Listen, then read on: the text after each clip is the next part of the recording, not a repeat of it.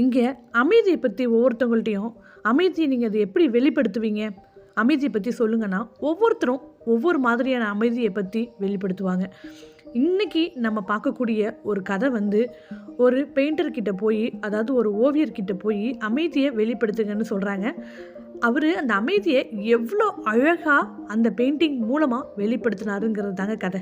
வாங்க வீடியோக்குள்ளே போகலாம். நான் உங்கள் Saranya. Welcome to AK talks. ஒரு ஊரில் ஒரு ராஜா ஒருத்தர் இருக்கார். இந்த ராஜா தன்னுடைய பிறந்த நாளை முன்னிட்டு ஒரு பரிசு தொகையை அந்த நாட்டு மக்களுக்கு அறிவிக்கிறாரு. எந்த மாதிரியான பரிசு தொகைனா, எனக்கு அமைதிக்கான ஒரு விடை தேவைப்படுது. அந்த அமைதிக்கான விடையை யார் தத்ரூபமாக ஒரு வரைபடத்தில், அதாவது ஒரு பெயிண்டிங்கில் கொண்டு வரீங்களோ அவங்களுக்கு நான் தக்க பரிசு கொடுக்குறேன்னு சொல்லி அந்த நாட்டு ராஜா அறிவிக்கிறாருங்க. இதை கேட்ட அந்த நாட்டில் உள்ள ஓவியர்கள் எல்லாருக்குமே ரொம்ப சந்தோஷமாக இருக்குது. ஏன்னா ராஜா அறிவித்தது ஒரு பெரிய பரிசு தொகைங்க. அதை வாங்கினா நம்ம நிறைய கனவுகள் நமக்குள்ளே இருக்கும் இல்லையா, அதை நிறைவேற்றிக்கலான்னு சொல்லி ஒவ்வொரு ஓவியருக்குள்ளேயுமே ஆசைகள் வருது. அதனால் அங்கே உள்ள ஓவியர்கள் என்ன பண்ணுறாங்கன்னா, அவங்களுக்கு தெரிஞ்ச அமைதியை அந்த ஓவியத்தின் மூலமாக கொண்டு வர ஆசைப்படுறாங்கங்க. வரையவுமே ஆரம்பிக்கிறாங்க. ஒரு வழியாக ராஜா கொடுத்த கால அவகாசமுமே இங்கே முடிஞ்சு போகுதுங்க. அந்த நாட்டில் உள்ள மக்கள் எல்லாம் அவங்களுக்கு உண்டான பாணியில் அமைதிக்கு உண்டான ஓவியத்தை வரைஞ்சி முடிக்கிறாங்க. ராஜாவுக்குமே அனுப்பி வைக்கிறாங்க. இப்படி ராஜாவுக்கு அனுப்பி வைக்கிறப்ப ராஜாவுக்கு நிறைய ஓவியங்கள் ராஜா பார்க்குறாருங்க. இயற்கை சம்பந்தமான அமைதியை இயற்கை மூலமாக கொண்டு வர முடியும்னு சொல்லி நிறைய ஓவியங்கள் வருது. இன்னொன்று என்னென்னா, புத்திசம் சம்மந்தமாக நிறைய ஓவியங்கள் வருது. இந்த மாதிரி நேச்சர் சம்மந்தமாக நிறைய ஓவியங்கள் வருது. தண்ணீர் சம்மந்தமாக நிறைய ஓவியங்கள் வருது. இந்த மாதிரி ஒவ்வொரு அமைதிக்கு சம்மந்தமாக நிறைய ஓவியங்கள் ராஜா பார்க்குறாரு. இப்போ ராஜா வந்திருக்க அத்தனை ஓவியத்தில் ஒரே ஒரு ஓவியத்தை ராஜா தேர்ந்தெடுக்கிறாருங்க. ராஜா தேர்ந்தெடுத்த அந்த ஓவியத்தை தன்னுடைய அரண்மனையில் உள்ள எல்லாருக்கிட்டையுமே காட்டுறாரு. இதுதான் நான் தேர்ந்தெடுத்த ஓவியம், இதுக்கு தான் நான் பரிசு கொடுக்கலான் இருக்கேன் அப்படின்னு சொல்லி அந்த ஓவியத்தை அரண்மனையில் உள்ள எல்லாருக்கிட்டையும் காட்டுறாரு. ஆனால் அரண்மனையில் உள்ள எல்லாருக்குமே ராஜா தேர்ந்தெடுத்த அந்த ஓவியத்தின் மேலே விருப்பம் இல்லைங்க. யாருக்குமே இந்த ஓவியமானது பிடிக்கலை. அப்படி என்ன ராஜா அந்த ஓவியத்தில் தேர்ந்தெடுத்தாரு, அப்படி என்ன அவர் கண்டுபிடிச்சாருன்னா, அந்த ஓவியமானது பார்க்குறதுக்கு கோரமாக இருக்குங்க. யாராலுமே புரிஞ்சுக்க முடியலை. அரண்மனையில் உள்ளவங்க எல்லாம் என்ன பேசிக்கிறாங்கன்னா, போய் ராஜாவுக்கு இந்த ஓவியமாக பிடிச்சிருக்கு, அமைதி சம்மந்தமாக எத்தனோ ஓவியங்கள் நல்லா இருக்குது, ராஜா ஏன் போய் இதை தேர்ந்தெடுத்தாரு அப்படின்னு சொல்லி அரண்மனையில் உள்ளவங்க எல்லாம் பேசிக்கிறாங்க. அதில் ஒருத்தர் என்ன பண்ணுறாருன்னா, ராஜா கிட்ட போய் நேர்லேயே கேட்குறாரு, ராஜா எங்களுக்கு விடை புரியலை, எத்தனையோ ஓவியங்கள் இங்கே நல்லா இருக்குது, அதெல்லாம் விட்டுட்டு போய் இந்த ஓவியத்தை நீங்கள் எதுக்கு தேர்ந்தெடுத்தீங்க அப்படின்னு சொல்லி அதில் ஒருத்தர் கேட்குறாரு. ராஜா இப்போ அந்த ஓவியத்தையுமே காட்டி பதில் சொல்ல ஆரம்பிக்கிறாருங்க. ராஜாவுக்கு பிடிச்சது எந்த ஓவியம்னா வேற ஒன்றும் இல்லைங்க, ஒரு மலை இருக்குது. அந்த மலை பக்கத்தில் ஒரு மரம் இருக்குது.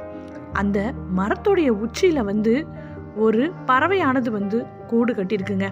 அந்த மலை எப்படி இருக்குன்னா, பார்க்க கோரமாக இருக்குங்க. ஒரு அழகான மலைன்னு சொல்ல முடியாது. இந்த மலைக்கு பக்கத்தில் ஒரு மரமும் இருக்குது.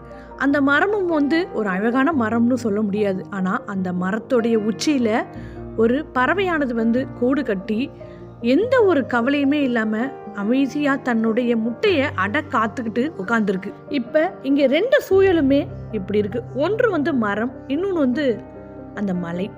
இந்த ரெண்டு சூழலும் இருக்கிறப்ப வானமுமே அது தகுந்த மாதிரி ஒரு அழகாக இல்லை. அந்த வானமும் எப்படி இருக்குன்னா, ஒரு மாதிரி இடி மின்னலை வெளிப்படுத்துகிற மாதிரி இந்த வானமும் பார்க்க ஒரு கோரமாக இருக்குது. இதை பார்த்துட்டு ஊர் மக்கள் எல்லாம் ராஜா கிட்ட கேட்குறாங்க, இதில் எங்கே நீங்கள் அமைதியை கண்டுபிடிச்சிங்க அப்படின்னு சொல்லி ராஜாவை பார்த்து எல்லாரும் கேட்குறாங்க. ராஜா இப்போ அந்த படத்தை வர்ணிச்சிட்டு இப்போ அதுக்கு உண்டான பதிலை சொல்ல ஆரம்பிக்கிறாரு. இந்த பறவையை நீங்கள் கவனிச்சிங்களா? இந்த பறவை எந்த ஒரு கவலையுமே இல்லாமல் தன்னுடைய முட்டையை தன்னுடைய கூட்டில் காத்துக்கிட்டு இருக்கு. இங்கே இந்த பறவைக்கு மலையை பற்றின கவலை இல்லை. மலை எப்படி இருந்தால் என்ன, பார்க்க கோரமாக தான் இருக்குது, நமக்கு என்ன. அது மாதிரி தான் கூடு கட்டியிருக்குல மரம், அந்த மரமே வந்து ஒரு அழகாக இல்லை. இலைகள்லாம் இல்லாமல் அந்த மரம் வந்து மொட்டையாக தான் இருக்குது. இருந்தாலும் மரத்தை பற்றின கவலையுமே அந்த பறவைக்கு இல்லை. இன்னொன்று வானத்தை பற்றின கவலையும் இல்லை. வானம் வந்து கோரமாக தான் இருந்தது. அது கோரமாக இருந்தால் நமக்கு என்ன? அந்த மாதிரி எந்த சூழலிலுமே அது வந்து மன அமைதியை வந்து இழக்கலைங்க. அதோடைய ஃபோக்கஸ் எல்லாம் எங்கே இருந்துச்சுன்னா, தான் ஒரு முட்டை விட்டுருக்கோம், அந்த முட்டையை வந்து பாதுகாக்கணும், அதை நல்லபடியாக அடக்காக்கணும் அப்படிங்கிற ஒரு நோக்கத்தில் தான் இருந்துச்சு. அப்படிங்கிறத வந்து ராஜா வந்து ஊர் மக்களுக்கு வந்து புரிய வைக்கிறாரு. இதை கேட்ட எல்லாருக்குமே வந்து ராஜாவுக்கு வந்து இவ்வளோ ஒரு கலைநயம் இருக்கா அப்படின்னு சொல்லி ஊர் மக்களே வியப்படைகிறாங்கங்க. ராஜாவுமே வந்து அந்த ஓவியரை கூப்பிட்டு ஒரு தக்க பரிசை வந்து கொடுக்குறாரு. தான் எதிர்பார்த்ததை விட நீங்கள் இந்த அமைதிக்கு உண்டான ஓவியத்தை வந்து நல்ல முறையாக நீ வரைஞ்சிருக்க அப்படின்னு சொல்லி ஒரு பெரிய அமௌண்ட்டாக ராஜா வந்து அந்த ஓவியருக்கு வந்து கொடுக்குறாருங்க. இந்த கதையானது வந்து நம்ம வாழ்க்கையிலுமே வந்து கண்டிப்பாக வந்து தாக்கத்தை உண்டாக்குங்க. ஏன்னா இந்த பறவை எப்படி சூழல்கள் வந்து எத்தகையாக இருந்தாலுமே அதோடைய கவனம் முழுவதுமே வந்து தான் இட்ட முட்டையை வந்து பாதுகாக்கணும் அப்படிங்கிறத வந்து மன நிறைவோடையும் மன அமைதியோடையுமே வந்து இருந்துச்சுங்க. மலையை பற்றின கவலை இல்லை, அதுக்கு மரத்தை பற்றின கவலை இல்லை, வானத்தை பற்றின கவலை இல்லை. இதே மாதிரி தான் மனிதர்களாகிய நமக்கும் வந்து சூழல்கள் வந்து வெவ்வேறாக அமையும். சில நேரத்தில் வந்து நம்ம நினச்ச மாதிரி சூழ்நிலைகள் வந்து நமக்கு உண்டான மாதிரி அமையும். அதே சூழ்நிலைகள் வந்து சில நேரங்களில் வந்து நம்ம நினச்சதை விட பயங்கரமாக அமையுங்க. சூழல்கள் வந்து எப்படி வேணால் இருந்துட்டு போகட்டுமே, இந்த கதையில் உள்ள பறவை மாதிரி நம்ம மைண்டை வந்து அமைதியை வந்து வெளியில் தேடாமல் நமக்குள்ளே தான் அந்த அமைதி இருக்குங்கிறத நம்ம உணர்ந்தாலே நம்ம வாழ்க்கை வந்து நிம்மதியாகவும் மகிழ்ச்சியாகவும் நிச்சயம் போகுங்க. நம்ம வந்து எப்போதுமே வந்து நம்ம எதிர்பார்ப்புகள் தான் நம்ம வாழ்க்கையை வந்து வீணடிக்குது. ஏன்னா நம்ம சூழல்கள் வந்து எப்படி வேணால் மாறி போகலாம். சில சூழ்நிலைகள் வந்து நமக்கு ஏற்றாற் போல் நமக்கு வந்து இருக்கணும்னு நம்ம மனமானது வந்து ஏங்கும். இப்படியே நம்ம மனமும் வந்து ஃபிக்ஸ் பண்ணி வச்சிரும், இப்படி இருந்தால் தான் நான் இப்படி இருப்பேன் அப்படின்னு சொல்லி.